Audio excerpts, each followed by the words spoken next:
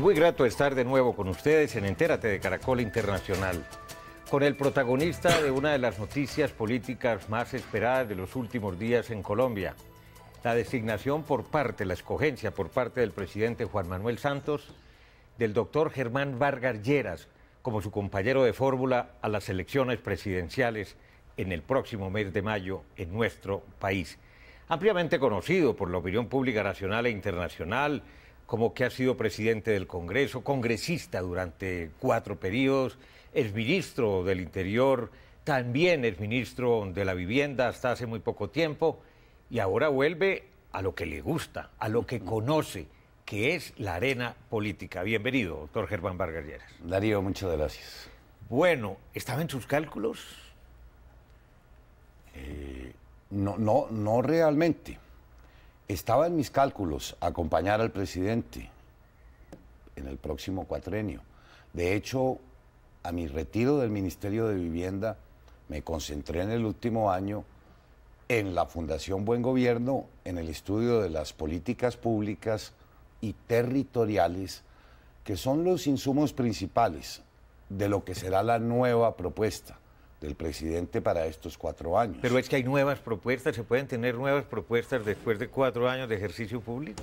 Muchísimas, porque lo que hemos adelantado en la Fundación es un examen muy autocrítico, sectorial, de las políticas públicas que en minería, en infraestructura, en vivienda, en agua potable, el sector de industria, los temas tributarios, entre muchos otros, se han adelantado en estos 4 años, de manera que se reconocen los avances, también las equivocaciones que se pudieron haber cometido, privilegiamos los sectores en donde el desempeño no ha sido el esperado y se plantean nuevas ideas, propuestas, estrategias para el presente debate como compromiso de lo que sería la acción de gobierno en el próximo cuatrenio. En ese orden de ideas, por ejemplo, ¿qué sectores van a privilegiar porque el desempeño no ha sido bueno? Bueno, el balance es muy desigual. Hay sectores en donde sí lo ha sido. Otros han tenido dificultades. Les cito 2 ejemplos. Realmente en el sector en el que yo me desempeñé, qué pena señalarlo, ha tenido un comportamiento fantástico. El de la vivienda. El de la vivienda, el de la construcción misma. Fue el gran motor que impulsó el crecimiento económico. Las 100.000 casas gratuitas. Pero no solo las 100.000 casas gratuitas, sino el desempeño de todo el sector. Porque paralelo con las 100.000 casas gratuitas se inició un programa también para las familias colombianas que tienen entre 1 y 2 salarios mínimos, que no recibirán su vivienda de manera gratuita, pero que sí podrán comprarla sin comprometer más del 30% de su ingreso. Eso significa una cuotica de entre 180.000 y 200.000 pesos. Ese programa ya se inició también y representan otras 100.000 viviendas. Pero también en este tiempo estuvimos apoyando la compra de vivienda del sector medio de la población. Se hizo a través de la figura del subsidio a la tasa. Ese programa voló, en 2 meses se colocó todo y le permitió a cualquier familia colombiana que quisiera comprar un apartamento, una casa cuyo valor no excediera de 200 millones de pesos, que el Estado fuera su principal socio y atendiera hasta 3 puntos del interés pactado. De manera que estas familias pudieron suscribir créditos para la compra de su casa a una tasa fija del 6.5. Que no tenía precedentes en la historia de Colombia. No conocíamos en el país, por eso les señalo que el programa voló. Y en los niveles más altos de ingreso se preservaron las deducciones en el impuesto de renta de las llamadas cuentas AFC. De manera que esta política integral fue el gran motor, la locomotora principal. Lo que ha jalonado el empleo, lo que ha aumentado el crecimiento del Producto Interno Bruto. Si Colombia no hubiera tenido en marcha estos programas de vivienda del año pasado, nuestro crecimiento hubiese sido del 2.5. Y fue del 4.2. La diferencia la hizo el sector construcción y vivienda. Sin embargo, doctor Germán Vargas, de esas 100.000 viviendas gratuitas, estamos a 1 de marzo. ¿Cuántas se han entregado efectivamente? Bueno, podría decirle que cerca de 65.000 y en el siguiente trimestre esperamos llegar a 95.000.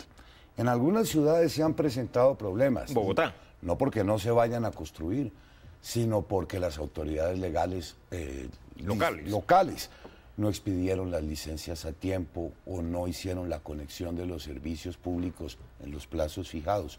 Es el caso de Bogotá. El primer convenio que se firmó con la ciudad se hizo hace más de 1 año y 8 meses. Y hasta este momento Apenas va a empezar apenas van a iniciar la construcción de las viviendas. ¿Y ustedes habían desembolsado el dinero? Claro, cuando nosotros firmamos los contratos, el ministerio, el gobierno, coloca los recursos en la fiducia del Banco de Bogotá para garantizar la disponibilidad a los constructores de los mismos. De manera que en Bogotá se presentó un gran rezago, no así. Ya en Barranquilla se han entregado 5.000 viviendas, en Cartagena 4.500, en Montería 4.000 y en 320 proyectos más. Óigame, doctor Germán Vargas Lleras. Bueno, pero usted cambio de tema. Le quería complementar para señalarle que en el sector construcción hubo un gran desempeño. No así, por ejemplo, en el sector de la minería. Claro, esa locomotora definitivamente no arrancó en estos 4 años. En estos 10 años. En Colombia no hay un proyecto de gran interés nacional que se haya podido iniciar en todo. Problemas con las licencias ambientales, trabas. Consultas previas, licencias ambientales. ¿Van a modificar las consultas previas? ¿Esa es la idea? ¿Cambiar? El gobierno expidió un protocolo para los televidentes que pudieran no entender. Las consultas previas es una creación jurisprudencial, no está arreglada en la ley. El problema que se está presentando con las consultas previas, que son interesantes y necesarias, es que como no tienen unas normas claras, ni una fuerza vinculante de las decisiones que se tomen, se extienden en el tiempo de manera indefinida. Y se prestan a corrupción. Y son costosísimas y se prestan a fenómenos de corrupción. Piense usted que tramo 3, Ruta del Sol, está sometido a 16 consultas previas que no se pudieron integrar y paralizada la obra. A eso se refería. Y lo digo en un sentido provocador. El presidente Rafael Correa, cuando con cierta sorna nos decía, en Ecuador lo pudimos hacer y en verdad ha sido impresionante el avance en la infraestructura, anteponiendo el interés nacional. Hay que copiar ese modelo, porque hay que copiar las cosas buenas. El interés nacional. Nosotros, ¿cómo explica usted que habiendo incrementado el presupuesto anual para el sector infraestructura a 8.7 billones de pesos, de escaso 1.2 que eran años anteriores, habiéndose aprobada la ley de alianzas público-privadas, habiéndose aprobado también una ley en materia de infraestructura que facilita la adquisición de predios, habiéndose reestructurado el tema de concesiones y de obras públicas, no hayamos podido iniciar la ejecución de ese gasto? Y Colombia sigue siendo un país con una baja competitividad, con unos altísimos costos logísticos. Nos fuimos rezagando, todos nuestros vecinos, Brasil, Chile, Perú, ahora Ecuador, están en unas mucho mejores condiciones. Desde luego. Ahora, usted en este momento, y ustedes se habrán dado cuenta, señores televidentes de Entérate, conoce el Estado, domina los temas. Los legislativos, los que tienen que ver con infraestructura, los que tienen que ver con vivienda, los que tienen que ver con la dimensión social. ¿Pero qué va a hacer usted de la vicepresidencia? O sea, esas no son competencias de la vicepresidencia de la República. Usted me está hablando casi como si fuera candidato a la presidencia. Lo más atractivo de esta invitación del presidente ha sido a que me vincule al gobierno, pero ha advertido que vamos a revisar las competencias que cumple el vicepresidente. Qué bueno que así sea, porque este es un país... ¿No le gustó mucho eso a Angelino Garzón, el actual vicepresidente? Sí, cómo no nos gustó a nosotros el chistecito de la reina de belleza. Oiga, puede que no... Le aclaramos a los televidentes... Aclarémosle a los televidentes, porque es un tema muy local. La semana anterior, el vicepresidente se había referido a que este país no se podía gobernar como una reina de belleza. No supimos si se refería a la señora ministra de Educación o al señor presidente, pero en todo caso muy desobligante esa frase. Sí, lo que pasa es que él ya había aceptado la embajada de Brasil y que la vicepresidencia no tenía funciones, que por eso había que dárselas, tampoco le caía bien, ¿no? Bueno, pero lo interesante de esto es la iniciativa que ha tomado el presidente para... ¿Pero qué va a hacer de aquí en adelante la vicepresidencia? ¿Cuál es como la idea? Las competencias. De manera que eso lo han hecho en la mayoría de los países y un buen ejemplo es el Ecuador. o en los Estados Unidos o en tantos otros. Un país como el nuestro no se puede dar el lujo de tener un cargo como el del vicepresidente, con salario, con casa, con carro, con toda suerte de gastos en que se incurre, sin funciones concretas. Hay que ponerle trabajo. Yo en esas condiciones no hubiera aceptado, porque la vicepresidencia se ha venido ocupando usualmente de actos protocolarios, de viajes al exterior, de cuando en cuando transmisión de mandos por ahí. De cuando en cuando estar dando declaraciones picantes para mantener cierta vigencia política. Eso no es... O sea, usted no va a ser una figura pasiva en este gobierno. No, pero usted lo advirtió. El presidente lo que dijo es: vamos a redefinir las competencias del señor vicepresidente. Puede hacerlo constitucionalmente, porque él tiene la facultad de delegarle aquellas que crea oportunas. Y a título de ejemplo, señaló: le voy a pedir al señor Vargas que se ponga al frente de los temas de infraestructura, como un coequipero para coordinar la acción de todos los ministerios, aún del Ministerio de Infraestructura, los gobernadores, los alcaldes, y nos dé resultados con metas objetivas, verificables, plazos concretos, a ver si le damos el gran impulso que el sector necesita. Ya se ha hecho mucho, ahora lo que se requiere es iniciar esas obras. Meter goles. Iniciarlas y concluirlas. Oiga, pero entonces, por lo que deduzco, usted va a ser una especie de superministro delegado por el presidente. En las áreas que él señale. Señaló dos a título de ejemplo. Y lo hizo también en los temas de vivienda, donde va a resultar muy atractivo la propuesta que se le va a plantear al país, y es ponernos metas más ambiciosas en todos los frentes que le señalé, crear figuras nuevas, como el mejoramiento de vivienda, el arrendamiento social, el leasing con opción de compra o sin opción de compra, con una meta que yo nunca había escuchado antes. Si se disponen de los recursos, el país podría superar su déficit habitacional ¿En 4 años? En los próximos 4 años, que eso representa el enorme reto de construir 1.100.000 viviendas, y de ellas no menos de 350.000 al sector que beneficiará a los más pobres, al de extrema pobreza.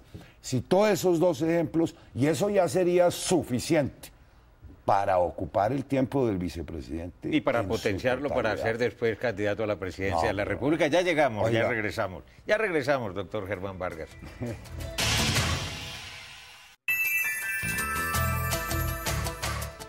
Regresamos en Entérate de Caracol Internacional con el candidato a la vicepresidencia de Juan Manuel Santos. Esta fórmula, esta llave, desde luego en las encuestas reveladas esta semana, tiene todas las de ganar, porque es una ventaja del 31% de intención de voto contra el segundo, que es Enrique Peñalosa, con el 9%, contra Oscar Iván Zuluaga, que es el candidato de Uribe, con el 8%. Pero, en fin, la idea es ganar en primera vuelta, doctor Germán.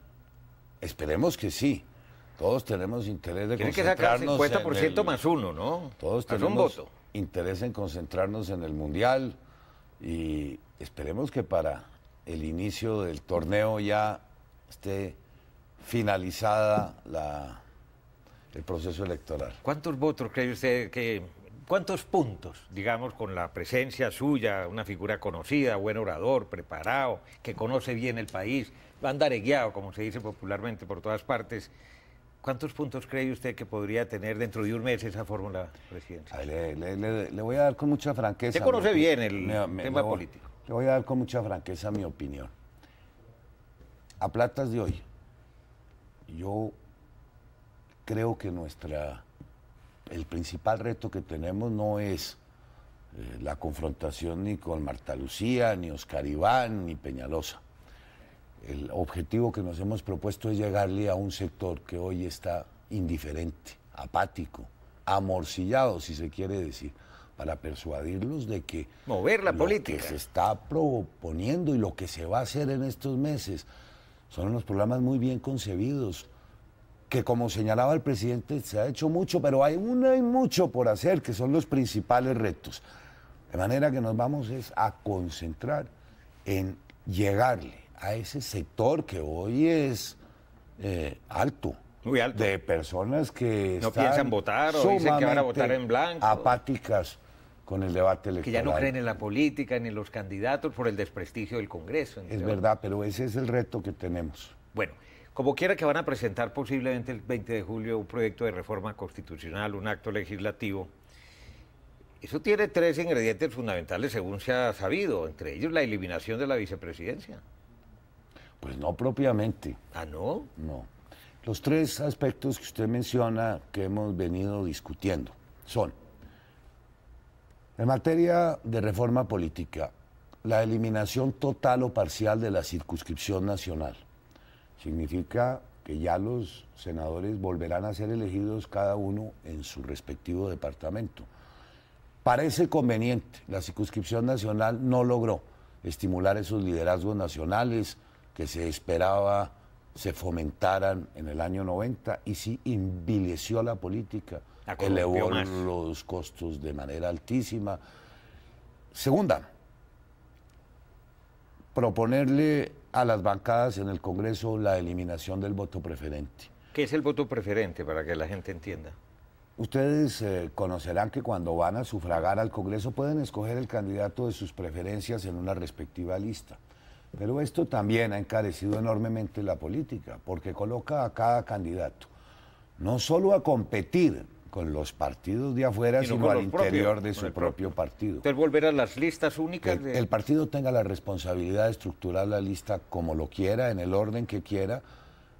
Se puede establecer un mecanismo democrático previo a hacerlo, con unas consultas abiertas, pero que en el momento de la elección el partido le proponga a los electores una lista cerrada. Y la tercera propuesta, pues es la eliminación de la reelección presidencial. Ah, o sea, la vicepresidencia no la van a presentar, la eliminación. Seguramente surgirá el debate, naturalmente, pero la propuesta que ha señalado el presidente es la eliminación de la figura con una precisión. Usted recordará hace 1 año y medio que en un encuentro de alcaldes en Cartagena ya él lo sugirió.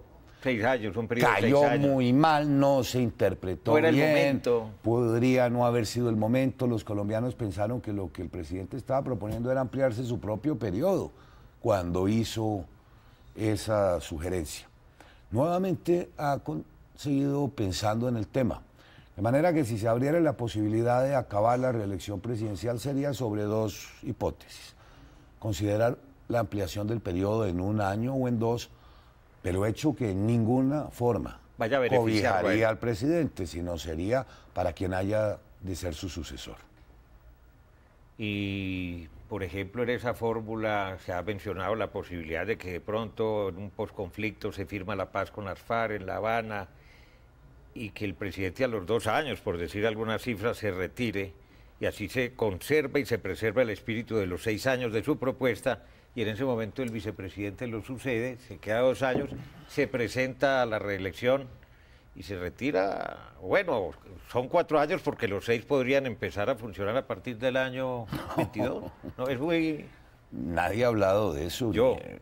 Pero a usted es el único que se le ha ocurrido eso, imagínese. Pero es muy arrevesado eso. Pues sí, porque yo creo que sería un fraude al elector. Decirle a los colombianos que vamos a presentar nuestros nombres para ser elegidos a un periodo de 4 años y que el presidente luego, a la mitad de su mandato, se retire, eso no tiene derecho, porque de pronto está mal de salud o considera que usted es el hombre para lidiar el posconflicto. No, en esas condiciones, yo creo que el presidente Santos no insistiría en presentarse a este debate. Sí. Pero ustedes tienen en este momento la paciencia, el talante. Pero es la segunda vez que usted me pregunta eso. Pero es que alguien le ha estado calentando la cabeza. Yo he estado pensando mucho en ese tema hace tiempo.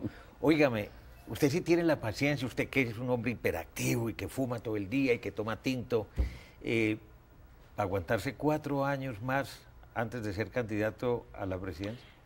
Mire, yo estuve muy a gusto en estos 3 años con el presidente Santos en su primer gobierno. Pero no sabe el grado de confianza, de aprecio, de profesionalismo con que trabajamos. No de otra manera me hubiera invitado a esta fórmula. Y eso fue lo que más me motivó a volverme a integrar al equipo de gobierno para un segundo periodo, porque trabajé muy bien, muy a gusto. Y usted está muy joven y tiene tiempo. Por supuesto, claro. Pero... Sí, ya regresamos con algunas cosas personales para que conozcan un poco también el talante y la figura de este candidato a la vicepresidencia, Germán Vargas Lleras.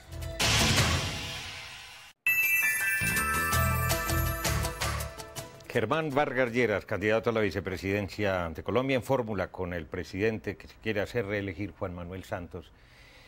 Deben saber ustedes que él fue disc jockey. Es un hombre que se ha preocupado por actualizarse en sus conocimientos musicales. Le fascina la música. ¿Toda la música? Toda. Toda. Bueno, casi toda. No tanto la música moderna, digamos, ¿No? la hip hop y eso no, o la música electrónica menos. Rockero. Pues yo soy setentero y ochentero, ¿no? Y esa es la música que más me gusta. Bueno, ¿por qué toda la vida le ha gustado tanto el agua? Incluso tuvo un accidente que lo desfiguró. Enormemente estuvo en peligro su vida, precisamente cuando se lanzó al mar. Sí, sí, hace ya algunos años. Pero es que usted tiene algo con el agua. Se baña varias veces al día, es como... No me baño varias veces al día, pero sí me encanta. Creo que la manera más placentera de relajarse y recargar baterías es en el mar, sin duda. Bueno, ¿cuántas cajetillas de cigarrillos se fuma al día? Una, que es mucho. ¿Con filtro o sin filtro? Con filtro y sin filtro. Pues sí, porque yo soy piel rojero. Pero usted que ha demostrado ser tan tosudo en la pero... política, ¿por qué? Es que lo necesitamos sano. Es muy mal ejemplo seguir fumando, vicepresidente. Sí, qué sustancia tan adictiva. No crea que no ¿Sí he querido dejarlo. Sí. No como debería, pero sí he querido dejarlo, por supuesto, porque ya siento que me está afectando. Pero le repito, qué adicción la que produce el tabaquismo. Yo llevo desde muy joven fumando. Es que esa fue la desgracia. Piense usted que cuando estaba yo muy joven no había semejante conciencia.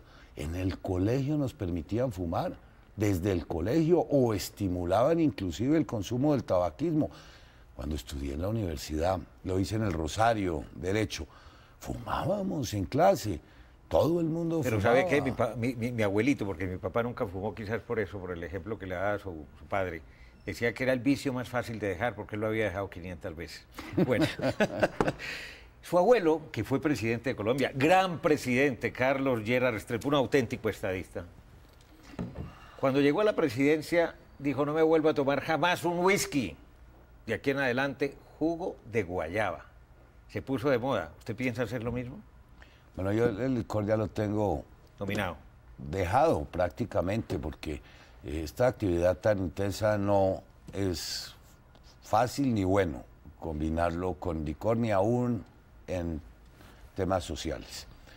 Y a usted se le olvidó también señalar que Lleras fumaba. Y lo dejó, después fumó pipa, ¿no? No. No. Y lo dejó también cuando asumió la presidencia, sí. Bueno, para usted, ¿quién es Germán, su padre? Mi padre se llama Germán No, Vargas. por eso le pregunto. ¿Quién es para usted en su vida? ¿Qué ha significado su papá? Pues todo, porque ha sido mi mentor. Nosotros tuvimos la desgracia de que nuestra madre muriera siendo muy jóvenes. De manera que quedamos huérfanos a muy corta edad. ¿Quién no ha logrado de todo lo que se ha propuesto? No, yo creo que en general todo, pero creo que quiero contestar algo para que aclare sus dudas. ¿Por qué no está aspirando a la presidencia? ¿Por qué aceptó la vicepresidencia? A diferencia de lo que muchos colombianos creen, yo no soy una persona que viva con ese sueño, ni mantenga unas ambiciones desmedidas. Bueno, ha disfrutado del poder y lo ha tenido también. Ni mantenga unas ambiciones desmedidas. Creo en la lealtad. Por eso me siento muy complacido de integrarme al equipo del presidente. No podría ser de otra manera. Recibió muchos cantos de sirena en el habiendo camino. trabajado con él también, habiendo merecido su confianza, habiendo podido ejecutar una obra que hoy los colombianos aprecian. Nada de eso hubiera sido posible sin su apoyo y sin su concurso. Creo que además, en materia política, esta sociedad no hay para qué quebrarla y dividirla más. Óigame, una ya pregunta. tenemos suficiente, Darío, de algo que... Odios, venganzas, de odios, envidias. venganzas, esas divisiones entre el expresidente Uribe, el gobierno actual. No hubiese querido contribuir más a fragmentar esta sociedad, entre otras cosas, porque la hubiéramos expuesto a algo como lo que ya sucedió en Bogotá. Los intereses personales, las ambiciones personales fragmentaron a tal grado las estructuras políticas que se abrió camino Petro con una bajísima votación. Y mire lo que hemos estado padeciendo. A nivel nacional, para nada convendría que las aspiraciones personales dividieran más la dirigencia política, porque eso sí coloca al país en un riesgo de que un proyecto populista como el que hemos visto pudiera acceder al poder. Y los intereses nacionales están por encima de todo. Muy bien, ahí conocieron gran parte del talante, del pensamiento, del perfil, del estilo, de la preparación que tiene Germán Vargas Lleras. Tendremos oportunidad seguramente de conversar con usted en otras ocasiones, debates y todo lo demás. Muy amable por estar en Entérate. No, gracias Darío a usted por esta gentil invitación. Muy buenas noches a todos los televidentes. No olvide que usted puede seguirnos en Twitter a través de nuestra cuenta @Entérate Caracol. También puede escribirnos a través del correo electrónico enterate@caracoltv.com.co y visite nuestra página web www.noticiascaracol.com/entérate. Allí podrá acceder a todos nuestros capítulos completos y los espero como siempre la próxima semana.